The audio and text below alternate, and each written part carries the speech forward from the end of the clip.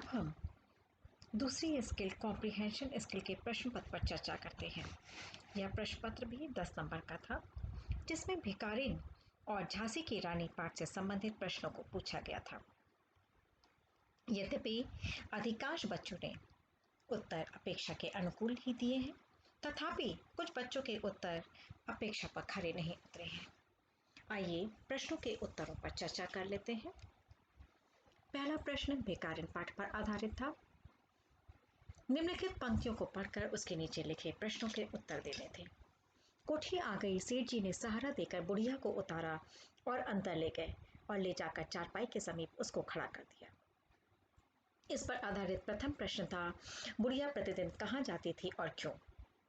उत्तर था, बुढ़िया प्रतिदिन प्रातः होते ही भिक्षा मांगने के लिए मंदिर चली जाती थी, क्योंकि वह जानती थी कि मंदिर में आने वाले सहृदय और दयालु हुआ करते हैं। अतः उसे वहां आने वाले प्रत्येक व्यक्ति से पैसे या अनाज के रूप में कुछ न कुछ अवश्य मिल जाता था, जिससे वह अपना और अपने बेटे का जीवन यापन करती थी। दूसरा प्रश्न था, सेठ जी बुढ़िया को अपनी कोठी किस कारण से लेकर आए थे? उत्तर इस प्रकार से था, सेठ जी बुढ़िया को अपनी कोठी इसलिए लेकर आए थे क्योंकि उनके पुत्र मोहन की स्थिति ठीक होने के स्थान पर बिगड़ती जा रही थी और वह बेहोशी की अवस्था में बुढ़िया, जिसको माँ के रूप में जाना था, को याद कर रहा था। अतः अपने बेटे के प्राणों को बचाने के लिए सेठ जी बुढ़िया को अपनी कोठी लेकर आए थे। तीसरा प्रश्न, खून पसीना एक करना का मुहावरे का वाक्य प्रयोग करना था। बच्चों, ये आपके वाक्य पर आधारित अंक दिए जाएंगे। इसी में दूसरा प्रश्न झांसी की रानी पाठ पर आधारित था, जिसमें से निम्नलिखित पद्यांश के नीचे लिखे हुए प्रश्नों के उत्तर देने थे। पद्यांश इस प्रकार था, सिंहासन हिल उठे, राजवंशों ने भ्रकुटी तानी थी, बूढ़े भारत में भी आई फिर से नई जवानी थी, गुमी हुई आज़ादी की कीमत सबने पहचानी थी, दूर फिरंगी को करने की सबने मन में ठानी थी, बुंदेलो हर बोलों के मुंह हमने सुनी कहानी थी, खूब लड़ी मर्दानी, वह तो झांसी वाली रानी थी।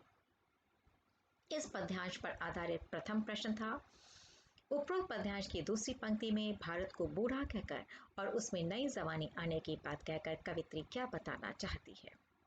इसका उत्तर इस प्रकार से लिखा जाना चाहिए था, भारत के गुलाम होने के कारण एक तरह से चारों ओर मायूसी वाला वातावरण बन गया था। भारतीय वीरों का साहस कमजोर हो गया था। सभी अपने को असहाय महसूस करने लगे थे। ऐसा लगता था मानो सारा देश ही बूढ़ा हो गया हो।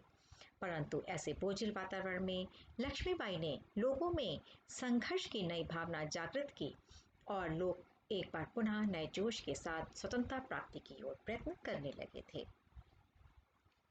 इस पद्यांश पर आधारित दूसरा प्रश्न था, झांसी की रानी को मर्दानी क्यों कहा गया है? उत्तर था, एक महिला होते हुए भी उनमें पुरुषोचित गुण, साहस, वीरता, युद्ध कला में निपुणता इत्यादि विद्यमान थे। उन्होंने युद्ध भूमि में अंग्रेजों के दांत खट्टे कर दिए थे। उनकी वीरता का लोहा भारतवासियों के साथ अंग्रेजों ने भी माना था।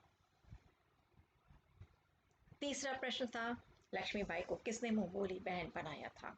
उत्तर इस प्रकार से था, कानपुर के पेशवा नाना राव धुंधुपद, जो कि पेशवा बाजीराव द्वितीय के दत्तक पुत्र थे, ने लक्ष्मीबाई को मुंह बोली बहन बनाया था। इसी का दूसरा भाग था, लक्ष्मीबाई का विवाह किसके साथ हुआ था? तो संपूर्ण उत्तर था, लक्ष्मीबाई का विवाह झांसी के राजा गंगाधर राव के साथ हुआ था। केवल राजा कहने पर अंक नहीं दिए जाएंगे जब तक कि आप उनका नाम नहीं लिखा होगा। इस तरीके से बच्चों, हम लोगों ने कॉम्प्रिहेंशन स्किल के अंतर्गत आए हुए प्रश्नों के उत्तर पर चर्चा की। उम्मीद है कि इससे आपको उत्तर लिखने की कला का एक संकेत मिला होगा और आगे से आप इसी तरीके से उत्तर लिखने का प्रयास निरंतर करते रहेंगे।